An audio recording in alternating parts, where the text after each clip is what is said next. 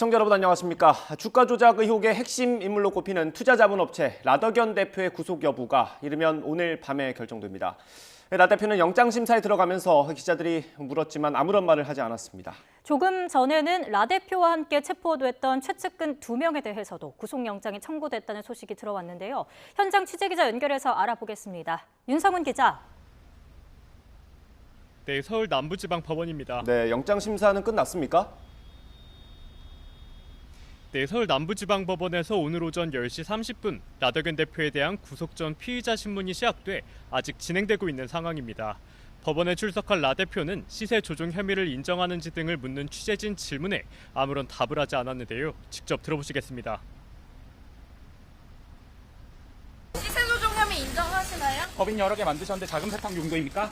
법정에서 어떤 거 소명하실 건가요? 수혜자 몰래 레버리지 받으신 이유는 뭔가요? 검찰은 어젯밤 11시 30분쯤 라더견 대표에게 자본시장법 위반과 범죄수익은닉법 위반 혐의 등을 적용해 구속영장을 청구했습니다. 앞서 라 대표가 투자한 주식 종목들이 길게는 지난 2020년부터 꾸준하게 상승하다 지난달 24일 갑작스럽게 폭락하면서 인위적으로 주가를 띄웠다는 의혹이 불거졌습니다. 수사에 착수한 검찰은 폭락 사태 발생 16일 만인 그제 라 대표를 자택에서 체포했고 체포영장에 적시한 혐의를 다지기 위한 강도 높은 조사를 이틀에 걸쳐 진행했습니다. 검찰은 라 대표에게 통정매매, 다시 말해 서로 주식을 사고 파는 행위를 통해 인위적으로 주가를 조종한 혐의와 금융당국 허가 없이 투자자들의 개별 계좌를 운영하며 투자를 진행한 혐의를 적용했습니다. 폭락 사태가 발생하기 전에 라 대표가 미국 캘리포니아주에 있는 골프장을 매입한 사실도 드러났는데요. 검찰은 라 대표가 범죄 수익을 은닉한 것으로 의심하고 이 부분에 대한 혐의도 적시했습니다. 라 대표는 또 투자와 관련이 없는 업체를 문어발식으로 사들여 수익 일부를 수수료 명목으로 챙기는 등 범죄 수익을 빼돌리고 숨기려 한 혐의를 받습니다. 네, 체포부터 구속영장 청구까지 속도감 있게 진행되는 분위기군요.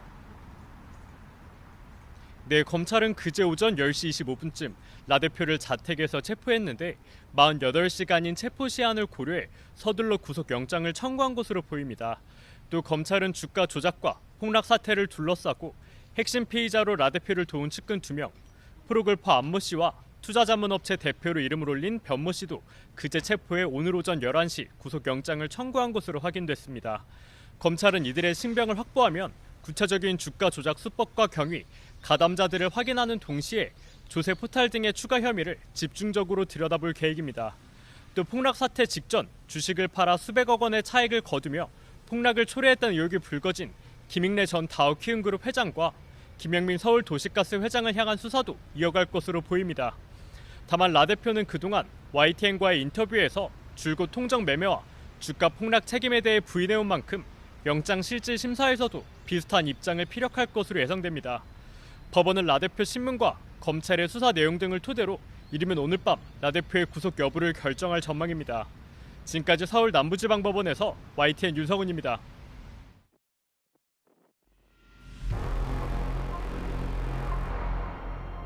国家卫健委专家组31号上午已经抵达武汉，正展开相关检测核实工作。 중국 우한에서 최근 발생한 원인 불명 폐렴은 새로운 종류의 코로나 바이러스에 의해 발생한 것으로 보인다고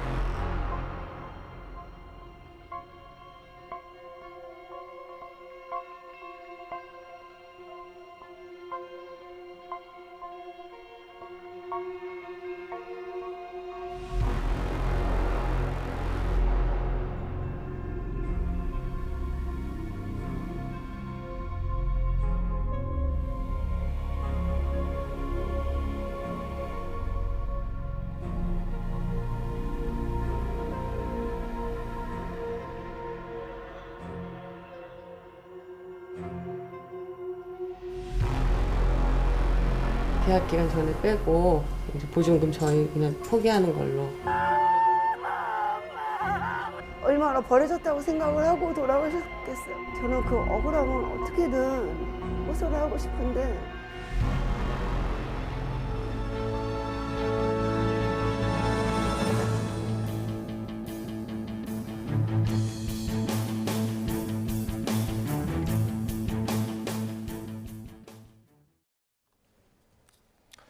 네, 다음 달부터는 코로나19에 걸려도 의무적으로 격리할 필요가 없어집니다. 또 대형 병원을 뺀 나머지 장소에서는 마스크 착용 의무도 해제됩니다.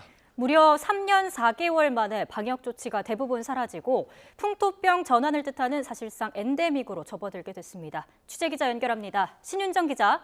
네, 사회 2부입니다. 네, 아마 많은 분들이 체감하는 게 확진자 격리 의무 해제일 것 같은데 자세히 소식 전해주시죠. 중앙방역대책본부는 다음 달 1일을 기점으로 코로나19 위기 경보 수준을 심각에서 경계로 하향 조정한다고 밝혔습니다. 또 조속한 일상 회복을 위해 코로나19 위기 단계 조정 로드맵의 1, 2단계 조치 가운데 주요 방역 조치는 통합해서 조기 시행하기로 했는데요. 먼저 현재 7일인 격리 의무를 5일 권고로 전환하고 아프면 쉬는 문화 정착을 위해 사업장과 학교 등의 자체 지침을 마련할 것을 독려할 계획이라고 설명했습니다. 또 주로 외래 환자를 대상으로 하는 의원급 의료기관과 약국에 남아있는 마스크 착용 의무도 해제되고 권고로 전환됩니다. 다만 입원 병실에 있는 병원급 이상 의료기관과 입소형 감염 취약시설에서의 마스크 착용 의무는 당분간 유지됩니다. 이 밖에도 감염 취약시설 종사자에게 주 1회 실시했던 PCR 선제검사 의무를 발열 등 증상이 있을 때만 시행하는 것으로 완화하고 대면 면회 시 입소자 취식도 허용하기로 했습니다. 또 입국 후 3일차에 권고하는 PCR 검사도 계획대로 종료됩니다.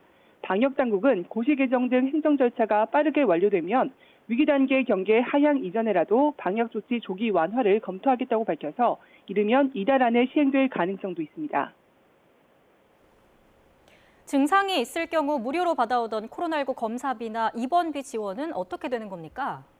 현재 60세 이상 고령자 등 우선순위 검사자에 대해서 보건소, 선별진료소 등에서 이루어지고 있는 PCR 검사와 병의원의 신속 항원 검사는 무료로 유지됩니다.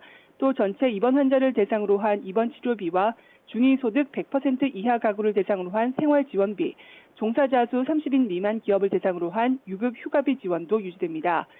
치료제 역시 정부가 일괄 구매해 무상 공급하는 현재 시스템이 유지되고 예방접종도 당분간 국민 누구나 무료 접종으로 유지됩니다.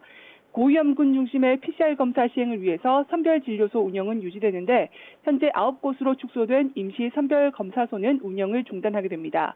이와 함께 일요일을 제외하고 매일 발표하는 확진자 통계는 주 단위로 전환하고 범정부 대응인 중앙재난안전대책본부에서 보건복지부 장관을 본부장으로 하는 중앙사고수습본부 중심의 재난위기 총괄체계로 전환하기로 했습니다. 방역당국은 일당적 관리로의 신속한 이행을 추진함과 동시에 고위험군과 취약 집단 보호를 최우선으로 고려했다고 설명했습니다. 그러면서 위기 단계 하향과 방역 조치 완화 이후 대규모 재유행이 발생할 경우 선제적인 방역 조치 재강화 등을 검토할 예정이라고 덧붙였습니다. 지금까지 사회 2부에서 YTN 신윤정입니다. 민주당이 김남국 의원의 가상화폐 투자 논란을 확인하기 위한 진상조사단을 꾸리고 오늘 첫 회의를 열었습니다. 자진 사퇴와 윤리위 징계로 설화 논란을 수습한 국민의힘은 가상화폐 의혹으로 역공에 나섰습니다. 국회 연결합니다. 이준혁 기자. 네, 국회입니다. 네, 이 진상조사단이 오늘 첫 회의를 하는 거죠? 네, 조금 전 오전 10시부터 1시간 정도 첫 회의가 열렸습니다. 진상조사 단장을 맡고 있는 김병기 수석 사무총장과 이용우와 김한규, 홍성국 의원 등이 회의에 참석했습니다. 김병기 의원은 복수 외부 전문가 섭외가 마무리된 상태라면서 김남국 의원의 거래 계좌 내역 등을 살펴볼 것이라고 밝혔습니다. 들어보시겠습니다. 그 의문이 제기된 내용들에 대해서 당연히 할 것이고요. 계좌 거래 내역이라든지 코인 거래 내역을 살펴보면 의문의 상당 부분이 해소되지 않을까 그런 기대를 해봅니다. 박광훈 원내대표도 이에 앞서 열린 정책조정회의에서 가상자산도 재산공개 목록에 포함시키는 방향으로 공직자윤리법 등을 개정하겠다고 강조했습니다. 들어보시겠습니다. 가상자산을 재산 등록과 신고 대상으로 하고 이해 충돌 내역에 포함시켜서 법의 미비점과 제도의 허점을 보완하겠습니다. 오늘 오후에는 국회 정무위원회 전체 회의도 열리는데 금융정보분석원 FIU의 박정훈 원장이 출석합니다. 김남국 의원 코인 거래를 이상 거래로 분류해 검찰에 통보한 기관인데 어떤 입장을 밝힐지가 주목됩니다. 국민권익위원회 김태규 부위원장도 출석하는 만큼 최근 착수한 김남국 의원의 이해충돌 방지법 위반 의혹 조사 경과도 여당 의원들이 따져 물을 것으로 보입니다. 국민의힘도 이 의혹에 대한 공세를 펼치고 있죠. 네, 국민의힘 최고위원회의는 지난 4일과 8일에는 열리지 않았습니다. 오늘 열흘 만에 열린 건데 어제 김재원 최고위원과 태영호 전 최고위원에 대한 징계 절차가 마무리된 만큼 회의가 정상화된 겁니다. 설화 등 각종 논란에 휩싸여 어제 각각 당원권 정지 1년과 3개월 징계를 받은 김재원과 태영호 두 사람은 빠졌습니다. 김기현 대표는 회의에서 일부 최고위원의 잇따른 설화로 당원과 국민의 심려를 끼쳐 송구한다며 사과했습니다.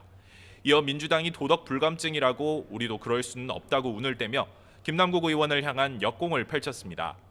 윤재욱 원내대표도 국민 여론을 고려하면 강제 수사가 불가피하다며 목소리를 높였습니다. 들어보시겠습니다. 민주당의 도덕 불감증을 넘는 도덕 상실증에 관해 말씀드리겠습니다. 민주당의 대표적 청년 정치인이라고 하는 김남국 의원의 도덕적 파탄이 극에 달하고 있습니다. 국민적 공분을 감안하면 이제 강제 수사가 불가피해졌습니다. 검찰은 즉시 압수수색 영장을 재청구하고 법원은 즉시 영장을 발부하라는 것이 국민 여론입니다.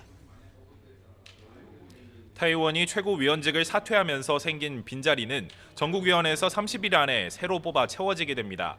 그러나 물러나지 않은 김 의원 자리는 징계 기간 사고 상태로 남게 됩니다. 징계 논의 동안 강하게 반발한 김재원 의원을 포함해 두 위원은 일단 SNS에 사과문을 올리며 고개를 숙였습니다. 그러나 김 의원이 징계에 불복할 여지는 아직 남아있는 만큼 향후 내용이 다시 불거질 여지도 있습니다. 지금까지 국회에서 전해드렸습니다. 충북 청주에서 구제역이 추가로 확인돼 구제역 발생 농가가 모두 3곳으로 늘었습니다. 추가 발생 농가는 소 68두가 사육 중이고 최초 구제역 발생 농장과는 1.9km가 떨어져 있습니다. 국내에서 구제역이 발생했던 건 지난 2019년 1월 이후 4년 4개월 만입니다. 정부가 2분기 전기요금 인상안 발표를 앞두고 막판 진통을 겪고 있습니다. 인상폭은 킬로와트 시당 10원 아래가 될 것으로 보입니다. 양희력 기자입니다. 정부와 국민의힘이 전기요금 인상을 공식화하는 당정협의를 앞두고 고심하는 모습입니다. 애초 오늘 당정협의를 열려다가 막판에 취소한 것으로 전해졌습니다. 이런 가운데 산자부 장관과 한전 사장은 국회 상임위 회의에 참석해 전기요금 인상안에 대해 여야 의원들의 질의를 받을 예정입니다. 인상 규모는 킬로와트 시당 10원 미만이 될 거란 관측입니다. 지난해 12월 단행된 1분기 요금 인상 금액인 킬로와트 시당 13.1원보다 낮은 금액이 될 것으로 보입니다. 앞서 정부는 복수의 인상안을 검토했는데 물가 상승 압력과 국민 경제에 미치는 영향, 여기에다 최근 떨어진 전력 도매 가격 등을 고려해 큰 폭을 올리지는 않기로 방침을 정한 것으로 전해졌습니다. 당정협의 뒤에는 한전 이사회와 산업부 전기위원회 의결, 장관 인가를 거쳐 인상안이 확정됩니다. 요금 인상 결정에 이어 부실 경영에 대한 책임 압박을 받아온 한전은 자구책도 내놓을 예정입니다. 일부 부동산을 내놓고 임직원 임금 인상분을 반납하는 등 모두 20조 원 넘는 금액을 절감하는 방안이 포함됩니다. 오는 12일 실적 발표를 앞둔 한전은 올 1분기 영업손실이 5조 원이 넘을 것으로 증권업계는 보고 있습니다. 2분기 전기요금이 인상되면 지난 2년 적자 규모만 38조 원에 이르는 한전의 자금난에 다소나마 숨통이 트일 전망입니다. YTN 양일혁입니다. 금연구역에서 담배를 피우지 말아달라는 카페 아르바이트생의 요청에 커피를 쏟고 난동을 부린 중년 남성들 소식 며칠 전에 전해드렸는데요. 커피를 테이블에 부으며 잘 치워봐라, 신고할 테면 해봐라 이렇게 조롱하기도 했는데 그 끝은 좋지 않았습니다. 결국 경찰에 입건됐습니다. 경찰 조사에선 뭐라고 말했을까요? 술을 마셨고 담배를 피우지 말라는 말에 화가 났다고 진술한 거로 알려졌습니다. 피해 카페 업주에 따르면 이 남성들의 직업은 이웃 자영업자라고 하는데요. 같은 자영업자가 고객으로서 이런 일을 벌였다는 사실이 더 큰 충격을 주고 있습니다. 네, 보신 것처럼 CCTV 영상이 언론 보도 등으로 알려지자 경찰에 자진 출석해 조사받은 거로 알려졌는데요. 되로 주고 말로 받는다 이런 속담이 있죠. 이번 사건을 계기로 자영업자와 고객의 입장을 헤아리고 되돌아보길 바랍니다.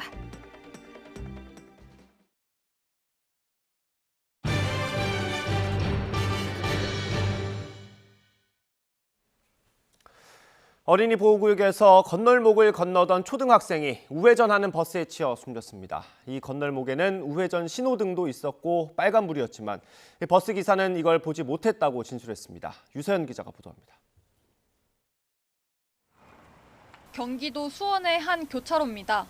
인도 한쪽에 쪽지와 함께 꽃과 간식거리가 놓여 있습니다. 하굣길, 친구들과 함께 집에 가다가 우회전하던 버스에 치여 숨진 9살 어린이를 추모하는 겁니다.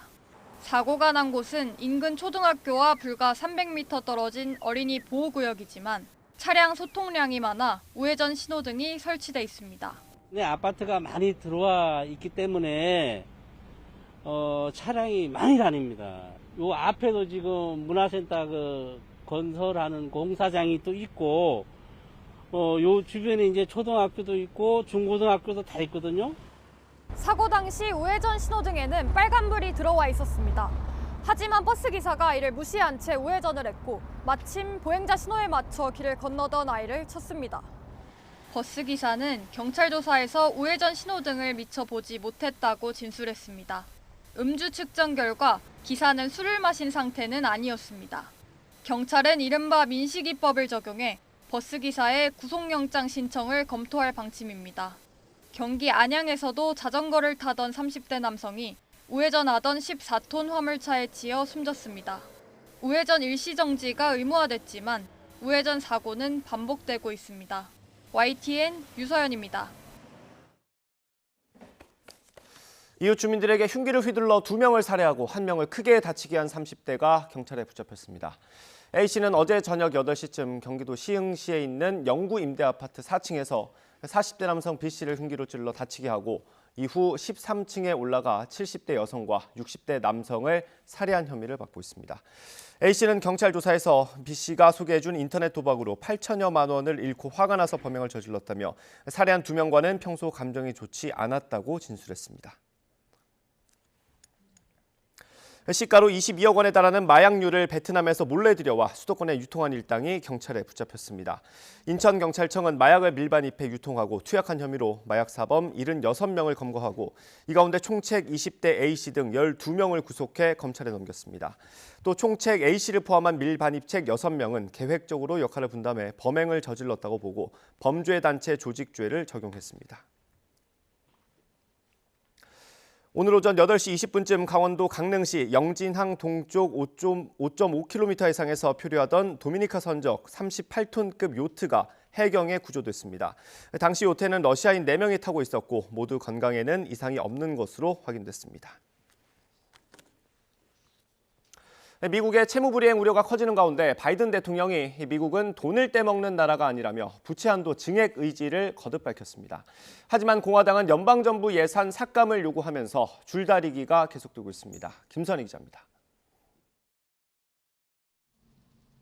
결국 물거품으로 끝난 조 바이든 대통령과 케빈 메카시 하원 의장과의 담판.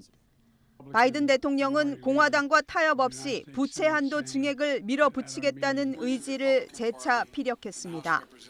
This isn't just a theoretical debate going on in Washington. The decisions we make are going to have real impact on real people's lives. 부채 한도 상향에 반대하는 공화당을 겨냥해서는 경제 위기를 조장하고 있다고 비난했습니다. America has the strongest economy in the world, and we should be cutting spending and lowering the deficit without a needless crisis. In a responsible way. 백악관은 어떤 경우에도 채무 불이행은 선택지가 아니라며 부채 한도를 무조건 상향해야 한다고 강조했습니다. The president has been very clear. This is Congress' constitutional duty to take action, to not default. 공화당은 부채 한도를 상향하는 조건으로 연방 정부의 대규모 예산 삭감을 요구하고 있습니다. 차기 대선을 계획하고 있는 바이든 대통령으로서는 받아들이기 어려운 상황입니다. 미국 재무부는 부채 한도를 높이지 않으면 다음 달 1일 디폴트 가능성을 경고한 상태입니다. 미국은 부채한도 제도가 생긴 이래 여러 차례 위기가 있었지만 부채한도를 늘리거나 유예하며 한 번도 디폴트 사태가 발생한 적은 없습니다. 하지만 2011년 부채한도 협상이 지연되며 신용등급이 강등되는 등 혼란을 겪기도 했습니다. 바이든 대통령과 여야 지도부는 오는 12일 다시 만날 예정이지만 입장차가 커 협상은 쉽지 않을 전망입니다. YTN 김선희입니다. 구글이 사람처럼 묻고 답하는 인공지능 챗봇 시장에 본격적으로 뛰어들었습니다. 시장을 장악한 챗 GPT의 도전장을 내민 건데 영어뿐 아니라 우리말도 지원합니다. 류재복 기자의 보도입니다. 구글이 야심차게 준비한 인공지능 챗봇 바드를 180개 나라에 공개했습니다. 지난 3월 출시한 지 한 달 반 만입니다. 챗 GPT를 겨냥한 만큼 기능이 한층 향상됐습니다. 특히 최신 언어 모델 팜2를 탑재해 100개 넘는 언어를 지원할 수 있게 됐습니다. 구글은 영어에 이어 우선 우리말과 일본어 서비스를 내놨습니다. And as you can see, it added comments in Korean, just like you asked.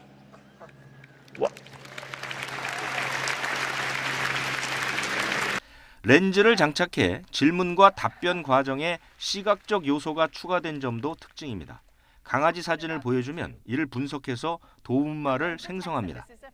챗 GPT는 2021년까지의 자료만 분석할 수 있었는데 바드는 실시간으로 학습해 답변할 수 있습니다.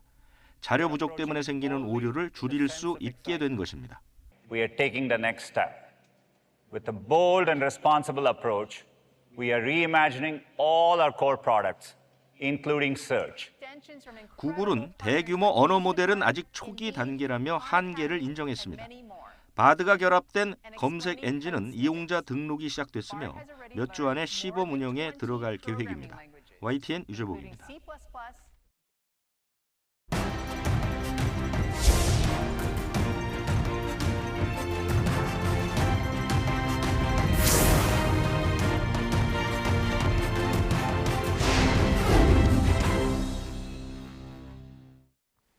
네, 정치권 이슈 짚어보겠습니다. 국민의힘 허은하 의원, 민주당 전영기 의원 두 분 나오셨습니다. 어서 오십시오. 안녕하십니까? 안녕하세요. 네, 안녕하십니까?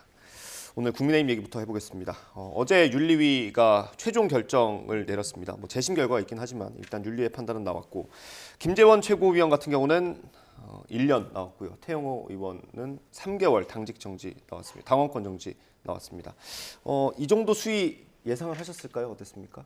네, 예상했던 거랑 비슷하게 나와서 좀 안타까웠다라는 생각이 듭니다. 예상은 했는데 안타까웠다. 왜냐하면 윤리위가 좀 존중을 받으려면은 독립적이어야 된다고 생각을 합니다. 네. 그런데 그 독립적인 기관으로서 예상 못했던 어떤 결과들이 좀 나와줘야 국민들의 눈높이에 맞지 않을까 하는 생각이 드는데 너무나 이 언론에서 얘기하고 뭐 사퇴를 했으니까 좀 경징계를 해주지 않을까라는 그런 그 치키타카가 있었잖아요. 네. 근데 그러한 대로 답이 나오니까 참 애매했다라는 평가를 드리고 싶습니다. 예, 이게 만약에 사퇴를 안 했다면 그러면 그 태영호 의원도 1년 정도 나왔을까요?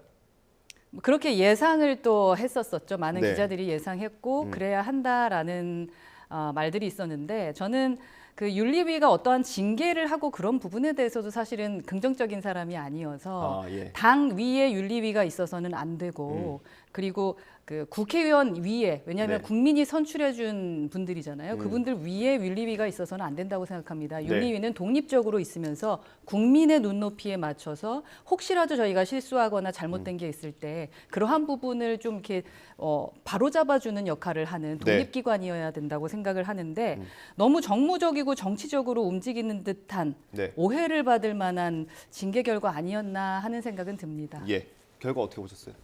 저도 너무 정치적인 이런 결정을 내린 것 아닌가 하는 생각이 들었습니다. 결국 윤리위는 해당 사안을 두고 나서 정말로 잘못됐는지 안 됐는지 윤리적으로 문제가 있는지 없는지를 먼저 밝혀야 되는데 태영호 의원하고 김재원 최고의 징계 수위가 너무나도 천차만별인 것을 보고 이것은 정치적인 의도가 어느 정도 들어간 윤리 결정이다라고 저도 생각을 했습니다. 그래서 조금 부적절한 측면이 없지 않아 있는 것 같습니다. 태영호 의원은 사퇴 기자회견을 한 이후에 기자들이 많이 물어봤을 거 아닙니까? 혹시 뭐 대통령실이나 소통이 있었느냐 했더니 없다고 했는데 있었을 거라고 추정을 하시는 거예요? 소통이 있었다라고 보기보다는 보통 윤리위에서 정치적 결정을 할 것을 예상하고 사퇴 기자회견을 한 것 같습니다. 네. 그러니까 사퇴를 하지 않았을 경우에는 약간의 뭐 괘씸죄 적용이라고 해야 될까요? 굉장히 좀 높은 수위의 징계가 이루어질 것이라고 본 것 같습니다. 네. 그래서 내가 사퇴를 하고 반성하는 모습을 보일 테니까 정치적 결정을 해줬으면 좋겠다는 의도에서 아마 사퇴를 한 것 같고요. 저는 그 의도가 정확하게 반영이 돼서 이렇게 태영호 의원만 낮은 수위의 징계를 받은 것 아닌가 그렇게 보고 있습니다. 이게 뭐 정치적으로 움직였다라고 하는 것은 사실 저희가 겉으로 드러나지 않은 것들을 주로 이제 분석하고 해석할 때 그런 얘기를 하는데 사실 윤리위원장이 정치적 해법이라는 말을 직접 쓰지 않았습니까? 네, 그런 말씀을 하셨기 때문에 제가 네. 존중받으려면 독립기관이 되어야 된다라는 말씀을 서두에 드린 겁니다. 그리고 뭐 공천 관련된 그 녹취록 같은 경우도 네. 사실 그게 사실이라면 그건 범죄입니다. 범죄와 이건 수사가 필요한 부분입니다. 네. 그렇기 때문에 그걸 결정하는 것은 윤리위가 아니거든요. 윤리는 지금 뭐 발언에 대한 문제라던가 여러 가지 국민의 눈높이에 벗어나고 표현의 자유를 벗어난 네. 그런 부분에 대해서 어떻게 징계할 것인가에 대한 결정을 하는 곳이지 네. 정치적인 판단을 하는 것은 아닌 것 같습니다. 헌법에도 사실 모두 다 평등해야 된다라고 했는데 네. 결과로 봤을 때 두 분의 결과가 거의 비슷한 내용이었음에도 불구하고 결과는 다르게 나왔거든요. 예. 같은 건 같게 해야 되고 다른 건 다르게 해야 된다고 생각하는 입장이라서 저는 좀 그 부분이 좀 아쉽다라는 생각이 듭니다. 그 태영호 최고위원 같은 경우는 사퇴 기자회견 하고 나서 4.3 발언에 대해서는 뭐 이렇게 입장을 밝히지 않았거든요.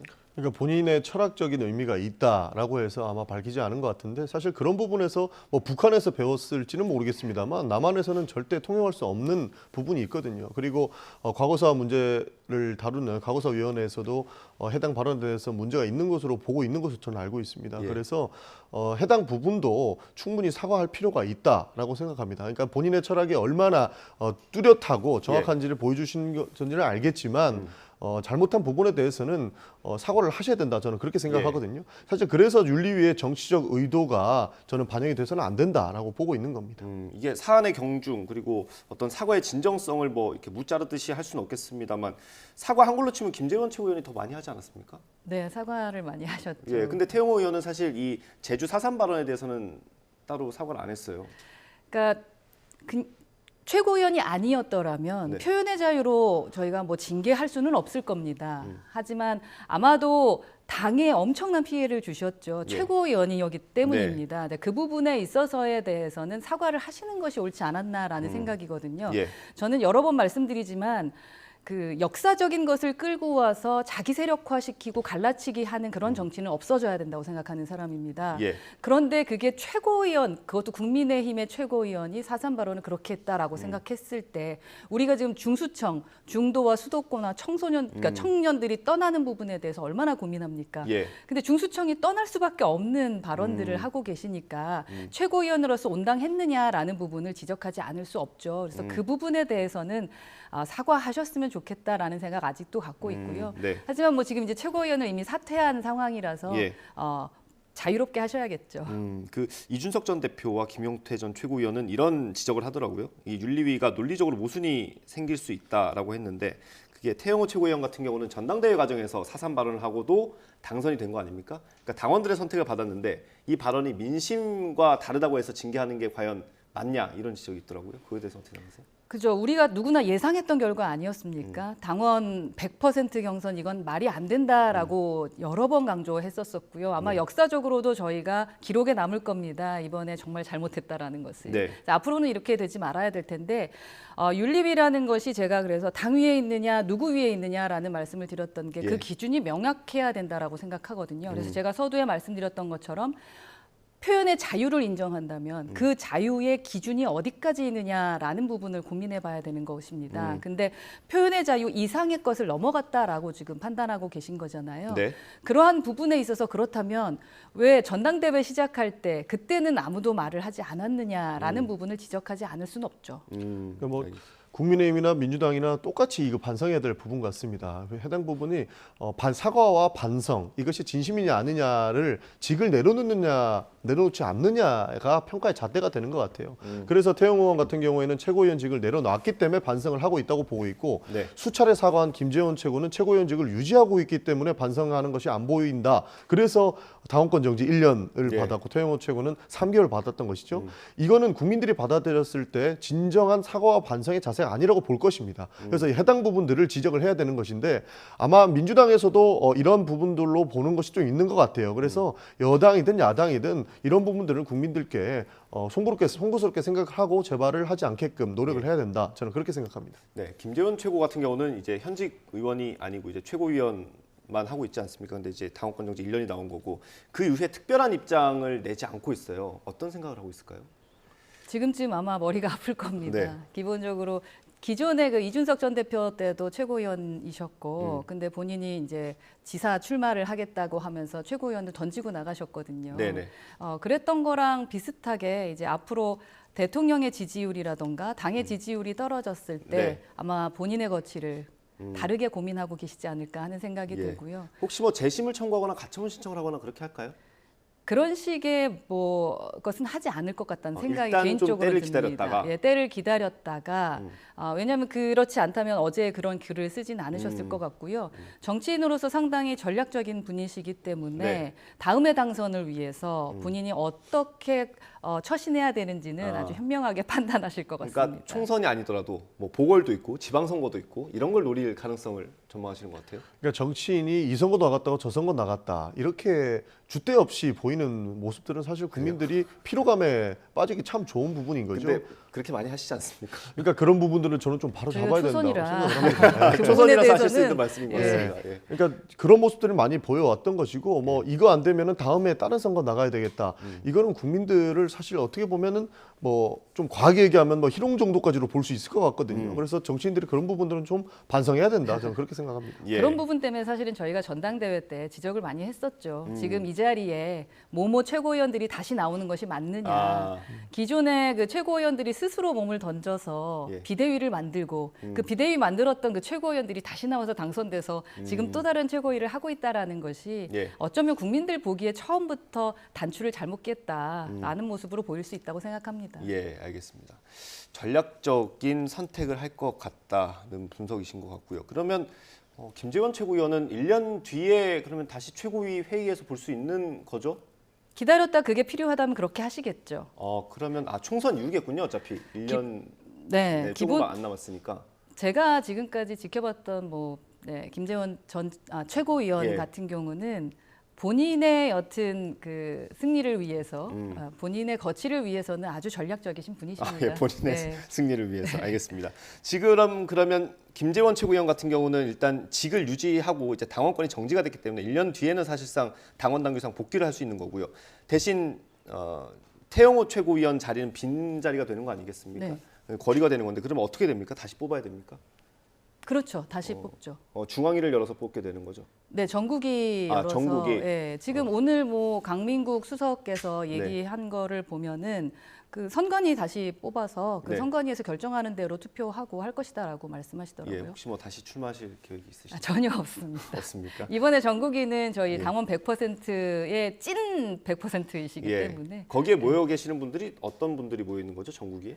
국회의원하고 당협위원장 그리고 지역 단체장 그런 분들이 계십니다. 알겠습니다. 국민의힘 사태를 보면은 이렇게 최고위원 자리에 연연하는 모습들을 좀 많이 보고 있는데요. 그 정도로 제왕적 당권인가 하는 의문도 좀 가지고 있습니다.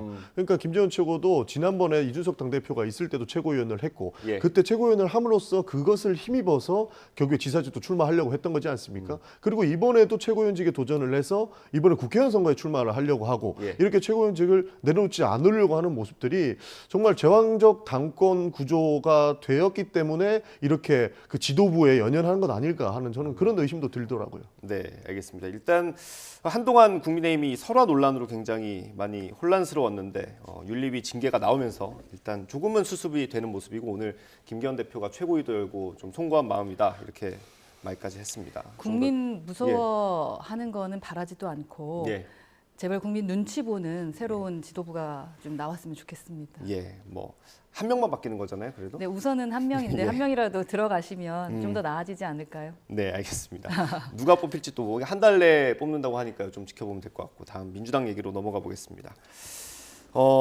코인 논란이 계속해서 확산하고 있습니다. 김남국 의원이 이제 가상화폐 거액을 투자했다라는 논란인 건데 일단 진상조사단이 오늘 첫 회의를 했다고 합니다. 좀 한계가 있을 것 같긴 한데 어떤 부분을 좀 들여보다 보면 좋겠습니까? 실제로 어떻게 투자가 이루어졌는지가 핵심일 것 같습니다. 그러니까 김남국 의원이 뭐 입장문에서도 밝혔겠지만 불법이 없었다라는 부분들은 이야기를 하고 있거든요. 네. 근데 그 불법 이상을 넘어서 코엑 투자가 어떻게 이렇게 가능을 했는지 그런 부분들을 좀 투명하게 지켜볼 것 같습니다. 아마 그 김남국 의원이 보통 같았으면 뭐 피한다 이런 논란도 휩싸이고 있을 텐데 확실히 지금 그 진상조사단의 면면을 들여다보면 굉장히 그 가상자산이라든지 네. 그리고 뭐 금융 관련된 전문가분들이 많거든요. 네. 그래서 어떤 식으로 투자가 이루어졌고 실제로 불법은 있었는지 없었는지 이런 부분들을 좀 자세하게 들어볼 것 같습니다. 예, 전망 어떻게 하십니까? 진상조사단 오늘 첫 회의를 아마 지금도 하고 있는지 끝났는지 모르겠는데 10시에 회의를 열었다고 합니다.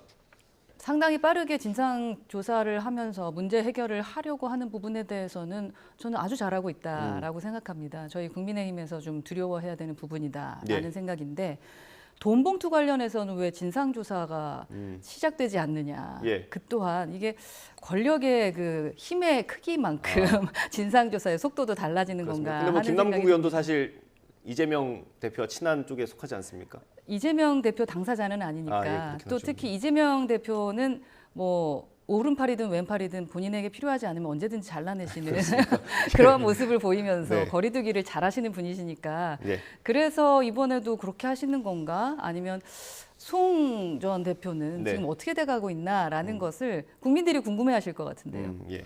이게 초반에 논란이 불거졌을 때 좀 해명이 제대로 안 된 부분이 있었잖아요. 그래서 좀 계속해서 의혹들이 나오고 있는 것 같은데 일단 법적인 거는 뭐 저희가 여기서 논하기는 어려울 것 같고 그 코인 투자에서 일단 10억 가까이 수익을 냈다는 건 어느 정도 확인이 되는 것 같아요. 그 부분은 괜찮습니까? 공직자로서? 그러니까 공직사의 윤리성 그리고 도덕성의 문제에서는 충분히 문제 제기가 있을 수 있을 것 같습니다. 그러나 뭐 김남국 의원이 좀 전에도 말씀드렸다시피 뭐 불법적인 부분은 없었다라고 해명을 하고 있기 때문에 그것은 진상조사나 지금 검찰 수사도 진행되고 있지 않습니까? 그런 부분들을 좀 밝혀낼 건데 공직자는 사실 둘 중에 하나는 포기해야 된다고 저는 알고 있습니다. 그게 긍정적인 부분이 될지 그리고 돈과 권력은 떼어놓고 판단을 해야 된다 이런 측면들이 있거든요. 그런 측면에서는 어쩌고 좀 부적절하다고 볼 수 있을 것 같습니다. 사실 많은 국민들이 코인으로 잃은 부분들이 더 저는 많다고 생각을 하고 있거든요. 그런 측면에서는 사실 좀 어려운 상황에 처해 있는 것도 사실입니다. 예, 이 부분은 어떻게 생각하세요? 공직자가 가상화폐, 아직 제도화가 제대로 되지 않은 가상화폐로 10억 가까이를 수익을 냈다. 이 부분. 공직자가 특히 지금 말씀하셨던 것처럼 제도화가 되지 않은 곳에서 그러니까 국민들의 눈을 피해 눈속임으로 돈을 벌려고 했다라는 것은 말도 안 되는 거다라고 생각하고요. 뭐 제가 국회의원이 되고 나서 느낀 점이 국회의원들이 돈을 모은다라는 건 사실 말이 안 되는구나라고 느꼈거든요. 네. 그러니까 돈이라는 것은 잊고 살아야 되는 거라고 생각을 합니다. 세비를 많이 받으시는데도 부족합니까 혹시? 세비는 세비대로 받는 거지만 이제 예를 들어 사업을 하던 사람이나 이렇게 60억이나 100억 벌고 뭐 그 사실 돈을 더 많이 벌던 분들도 계시니까 그 이상의 돈을 바라보고 오는 자리는 아닐 것 같다라는 생각을 했고요. 그리고 뭐 헌법에도 나와 있죠. 공무원 저희 같은 경우는 봉사하는 자리인 것이지. 그래서 어떻게 국민들의 주머니에 돈을 채워줄 수 있느냐라는 것을 고민하는 자리인 거지.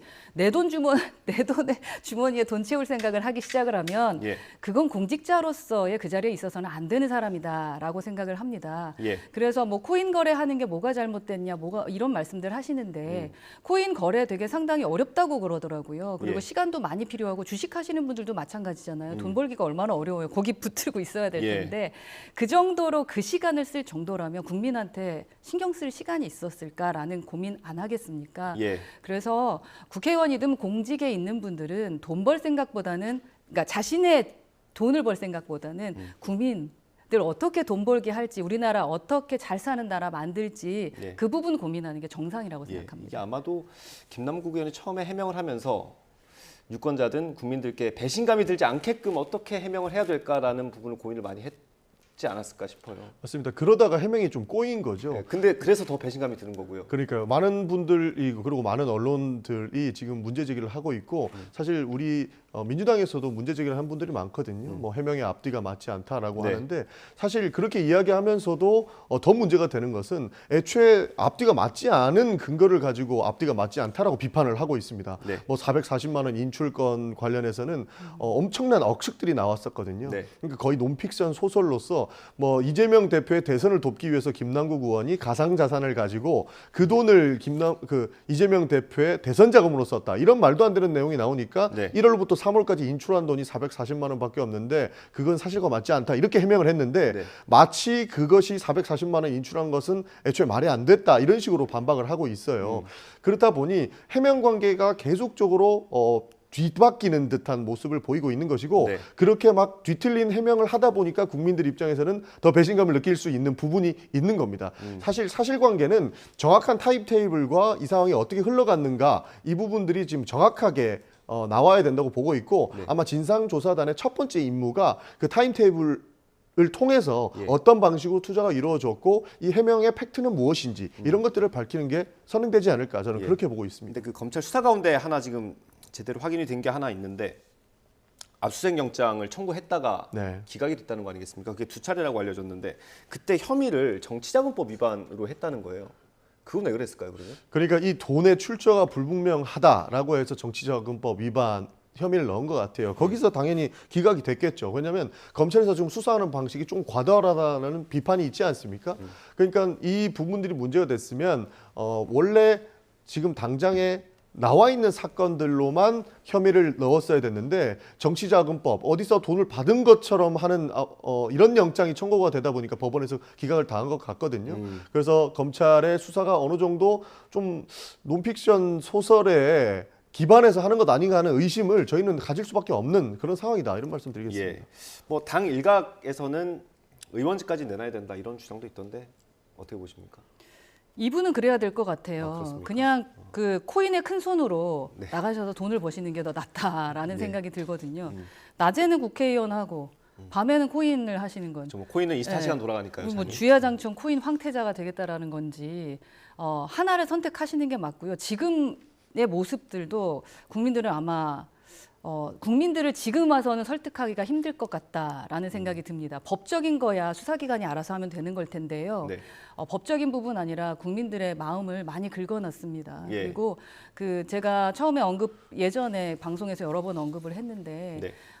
가난을 팔아서 국민 돈 빼먹으면 안 되는 겁니다. 예, 기본적으로 본인이 알고 봤더니 자기는 우리보다 손에 진짜 어떻게 60억, 100억을 예, 이렇게 잡을 그렇죠. 수 있겠습니까? 예. 예, 그래서 저는 그 양심이 있으시다면 본인 스스로 무언가의 판단을 하셔야 될 때가 온 게 아닐까라는 생각이고 예. 그리고 제가 좀 전 의원님 좋아하는데 계속 어떠한 커버를 쳐주려고 하시다 보면은 도움이 안 되실 것 같다는 생각도 듭니다. 커버라기보다는 네. 그러니까 사실관계만 저는 정확하게 짚고 나갔으면 좋겠다는 거예요. 그러니까 60억, 100억 이런 언론 보도가 많이 나오지 않습니까? 예. 근데 60억을 실제로 인출을 한 게 아니고 그것을 가지고 있었다면 최고가는 60억이었다. 그런데 지금 현실에 나온 건 뭡니까? 김남국이 60억을 다 가지고 있다. 이렇게 변질되지 않습니까? 저는 커버 이런 것보다는 예. 이런 사실만큼은 정확하게 전달이 되는 것이 더 바람직하지 않을까. 그 정도 말씀을 드리는 본인이 겁니다. 계속 번복하는 해명을 하다 보니까 제가 볼 때는 수사기관이 아니라 우리 국민수사대가 지금 수사하면서 답을 자꾸 찾고 계신 것 같더라고요. 예, 뭐. 이러한 문제를 일으킨 거는 잘못한 거죠. 예, 네. 알겠습니다. 지금 논란이 더 확산하고 있는 게 이제 이해충돌 관련된 건데 처음에는 이제 가상자산의 과세를 유예하는 법안에 그 공동 발의자로 이름을 올렸다가 또 논란이 되지 않았습니까? 네. 오늘 기사에 또 다른 게 하나 나왔습니다. 또 대표 발의자로 이름을 네. 올리셔가지고 마침 여쭤보게 됐는데 그래픽으로 준비한 게 있습니다. 하나 좀 띄워주십시오. 이 게임산업진흥에 관한 법률 일부 개정안입니다. 제가 그래픽으로 만들었고요. 취지를 좀 설명을 해주십시오, 의원님. 그러니까 게임산업진흥법 관련해서는 이때 방시 법안을 다 발의할 당시에도 문제가 있었습니다. 그게 뭐였냐면 확률형 아이템을 확률을 공개해야 되는가 말아야 되는가에 대한 것이었어요. 그래서 저희는 확률 공개를 당연히 해야 되는 것이다. 뭐 복권을 샀을 때도 그 확률은 당연히 공개돼 있지 않습니까? 그런데 현금을 지불해서 그 현금 을 통해서 게임의 아이템을 사는데 이것은 왜 확률을 공개하지 않느냐에 대한 문제 제기가 있었고 그거에 대해서 확률을 공개하는 법안을 낸 겁니다. 사실 이 게임머니도 지금 뭐 가상화폐라고 이야기 나오는 것이 어느 정도 화폐의 가치로 인정을 받아야만 이렇게 게임 회사에서 확률을 공개할 수 있는 의무가 생기는 것이거든요. 그런 측면에서 발의한 거지 이게 NFT와 관련이 있는 것은 아니다. 저는 그런 말씀 드리겠습니다. 예, 이게 전용기 의원께서 대표 발의를 하신 거고 이제 공동 발의자로 김남국 의원이 이름을 올린 거죠. 이게 왜 논란이 되는지 설명을 조금 드리면 이 김남국 의원이 위메이드가 발행한 그 위믹스라는 코인에 투자한 걸로 알려져 있지 않습니까? 근데 그게 이제 게임을 해서 돈을 버는 형태의 게임을 지금 위메이드가 추진을 하고 있는 거잖아요. 그래서 저기에 나와 있는 그래픽에 나와 있던 그 가상화폐라는 표현이 법안에 들어가게 되면 이게 제도화되는 걸로 읽힐 수가 있는 거예요. 그래서 그러면 P2E라고 하는데 게임에서 돈 버는 게 합법화되는 건가? 이런 시그널을 줄 수 있고 그러면 위믹스의 가치가 굉장히 뛸 수 있다는 거죠. 이거는 제가 그 게임학회 회장님과 통화해서도 여쭤봤더니 이것만으로도 좀 논란이 될 수 있다라는 얘기를 하긴 하셨습니다. 저희가 잠시 뒤 2부에서 모셔서 얘기를 들어볼 텐데요. 예, 저도 이 말씀 드릴 게 있는 게 저희가 과방위에서 제가 데이터 기본법을 냈습니다. 그게 통과가 됐거든요. 근데 그 데이터 기본법을 낸 것에서 재정법인데 거기서 하나 빠진 게 데이터 자산이란 단어였습니다. 그 데이터 자산을 설득하기가 너무 어려웠어요. 이게 가상화폐 얘기까지 나왔거든요. 아마 속기록 보면 다 나올 겁니다. 그래서 그러니까 가상화폐 문제 여러 가지 문제 때문에 자산이란 단어를 넣는 것은 어렵다. 그래서 뺐어요. 근데 어떻게 이 법안이 통과가 됐죠? 통과는 안 됐습니다. 발의가 된 겁니다. 아, 발의가 된 겁니까? 예, 발의가 됐고 통과가 됐으면 이건 상당히 큰 문제입니다. 예, 이게 관련 법안을 발의를 하셨고 이 법안이 대체된 법안이 통과가 됐는데 저 표현은 빠졌죠. 네, 대한반영 폐기가 된 겁니다. 빠져야 되는 겁니다. 혹시 빠진 이유가 있습니까, 그러면? 그러니까 이런 해당 논란들이 나올까 봐 빠진 것 같습니다. 그러니까 가상화폐를 규정하는 것들이 굉장히 좀 다방면으로 돼 있지 않습니까? 사실 입법 취지에는 정확하게 나와 있는데 정보의 허위 조공 또는 은폐 등이 이어지면서 소비자 권익 침해가 지속적으로 이루어지고 있다. 그렇기 때문에 이 게임 머니를 화폐로 규정을 해서 소비자들이 피해를 입지 않게끔 만들려고 하는 법이었거든요. 그렇기 때문에 당연히 가상화폐로 규정이 되면 이것이 당연히 공개해야 되는 의무가 그리고 뭐 확률을 공개할 수밖에 없는 그런 상황이 직면했기 때문에 저희가 입법 취지에도 나와 있듯이 이런 해당 법안을 발의했는데 혹시 모를 오해를 방지하기 위해서 그 해당 상임위에서 논의를 하다가 이 화폐 부분은 다른 방식으로 표현을 정정해서 통과가 된 겁니다. 뭐 말씀하신 대로 취지는 충분히 이해가 됩니다. 네. 일단 그 게임상에서 있는 확률형 아이템 같은 경우를 이게 너무 게임사만 알고 있지 말고 소비자들이 알 수 있게 공개를 하라는 취지잖아요. 네, 맞습니다. 예, 그런데 저 표현이 들어가 있어서 좀 논란이 됐던 거고 주식 시장이 많이 흔들렸을 거예요. 이거 발의됐을 때. 그거는 한번 확인을 해봐야 될 것 같습니다. 흔들렸을 겁니다. 왜냐하면 어떻게 흔들렸냐면 게임사는 확률형 아이템 공개를 절대 하지 않으려고 했어요. 아, 반대로 흔들렸을 거다. 네, 왜냐하면 이 확률형 아이템을 공개하는 위믹스는 순간 좋아졌을 것 같은데. 그러니까 아닙니다. 이 확률형 아이템을 공개하는 순간 본인들이 지금까지 사실 팔아먹던 그 게임 아이템들의 뭐 제공의 의무가 생기는 거지 않습니까? 확률을 공개하는 거기 때문에 그래서 오히려 게임산업협회에서는 굉장히 좀 강하게 반대했던 부분인 겁니다. 그래서 그 해당 부분 가상화폐 부분이 빠진 것도 그 전문가 의견들이 어느 정도 반영돼 있는 것이죠. 어쨌든 이런 논란이 있을 수도 있다라는 거를 그 당시에도 논의가 됐던 거죠? 그 당시에 입법할 때는 없었는데요. 그 시간이 지나가면서 이 해당 법안이 논의가 될 때 가상자산이라는 내용은 빼는 것이 맞겠다라고 해서 논의 과정 중에 빠진 걸로 알고 있습니다. 이건 가상화폐에 대한 게 논의가 됐고 그게 발의가 됐다라고 하면은 이 게임 회사 위메이드가 아마 제가 봤을 땐 주식이 올라갈 수밖에 없었을 겁니다. 특히 위믹스 같은 경우는. 그 부분을 한번 확인해 보셨으면 좋겠고 가상화폐를 그리고 김남국 의원이 보유를 하고 있었잖아요. 상당히 많이. 그러니까 이게 시점이 명확하지가 않습니다. 설명이 추가로 있어야 됩니다. 근데 아마 이 시기에는 있었을 가능성이 높기는 한데 들어오시기 전부터 가상화폐 하셨다고 그랬던 것 같은데요. 보유했을 수도 있고 다른 코인을 또 보유했을 수도 있으니까요. 그러니까 이 화폐가 아니더라도 여튼 이 법안에 대해서 자신이 찬성하면 안 되는 거죠. 그러니까 NFT로 규정하는 것이 아니었습니다. 그러니까 게임머니를 일정 정도 화폐로 규정을 해놔야만 확률을 공개할 수가 있게 되어서 하는 거기 때문에 해당 법안이 통과된 거는 사실 정말로 많은 소비자들이 권익 침해를 받고 있다라고 이야기를 했었던 것이거든요. 그래서 이 화폐 규정하는 것이 NFT로 가는 과정은 절대 아니었고 이것을 NFT 가지고 있던 뭐 위메이드라 연결시키는 부분은 좀 부적절하다 이렇게 말씀드릴 수 있을 것 같습니다. 전혀 알겠습니다. 다른 내용입니다. 그러니까 설명을 종합을 해서 마무리를 하자면 어쨌든 게임에서 나오는 그 확률형 아이템들을 좀 투명하게 관리하자는 차원이었고 그렇게 만들자고 하니 어떤 규정이 필요했던 거고 그렇죠. 그래서 가상화폐라는 표현이 들어갔는데 결국에 발의된 법안에서는 빠졌다. 나중에 통과된 법안에서는 빠졌다. 네. 이 말씀이시죠. 알겠습니다. 저희가 잠시 뒤 뉴스앤이슈 2부에서 전문가 모셔가지고 더 자세히 다뤄보도록 하고요. 마지막 주제 잠깐 다뤄볼 수 있을 것 같습니다. 어제 이재명 대표가 홍준표 시장을 만났습니다. 이게 쉽게 보기 힘든 그림인 것 같은데 일단 영상으로 준비했습니다. 함께 보겠습니다. 안녕하세요. 반갑습니다. 리더십이 아주 탁월하셔가지고 대구가 정말 새롭게 활기를 띈다는 소문이 아주 널리 퍼져 있습니다. 민주당에서는 거래 안 되죠. 그렇진 않습니다. 아닙니다. 그 2015년도 문재인 대통령이 경남도청 방문했을 때는 거의 30분 동안 논쟁만 하다 끝났는데. 그렇습니까? 연설진열 장관이 대부분 정치를 잘 모르는 사람들이 대통령실에 있어요. 네. 그렇지 않습니까? 제가 뭐 남의 당 얘기를 대놓고 하기가 그거 문제되는 사람들은 민주당은 적극 탈당해서 당의 부담을 덜잖아요. 얘들이 욕심만 가득 차가지고 당이하고 지 되든 말든. 우리 당이 원래 그래요. 야, 참 지금 당 대표가 좀 옹졸해가지고 말을 잘 안 듣어요. 말씀드리기가 좀 그러네요.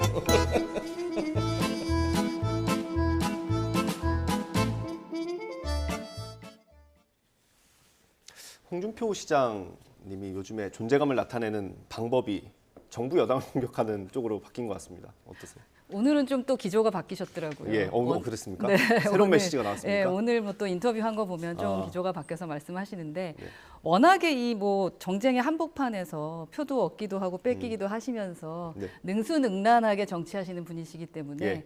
어제의 그 자리를 그러니까 대구 시장으로서 얻어야 될 외교를 한 게 아닌가 예. 멀리 본다면 그런 식의 것으로 판단이 됩니다. 예, 전용기 의원님 어떻게 보셨어요? 저는 저 해당 내용들을 보면서 이게 정치다라고 규정하고 싶습니다. 왜냐하면 지금 정치가 실종됐다는 말을 많이 하고 있지 않습니까? 서로를 적대시하는 그런 모습들을 보이고 있는데 이렇게 대구시장과 그다음에 이재명 대표가 만난 부분들이 사실 정치로서 풀 수 있는 부분들이 굉장히 많거든요. 예. 그래서 윤석열 대통령도 이재명 대표 만나서 여야 협치의 모습을 한번 보여주셨으면 좋겠습니다. 예, 국민의힘 소속 대구시장과 민주당, 야당의 대표가 만난 자리가 어제 있었습니다. 말씀하신 것처럼 여러 의미가 있는 것 같습니다.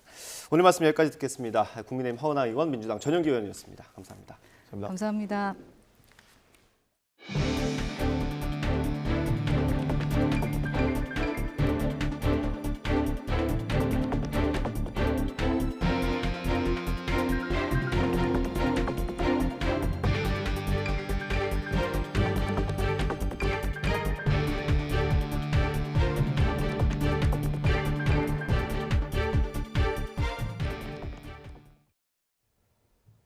오늘도 서울 등 서쪽 지방은 봄보다는 초여름에 가까운 날씨가 이어지겠습니다.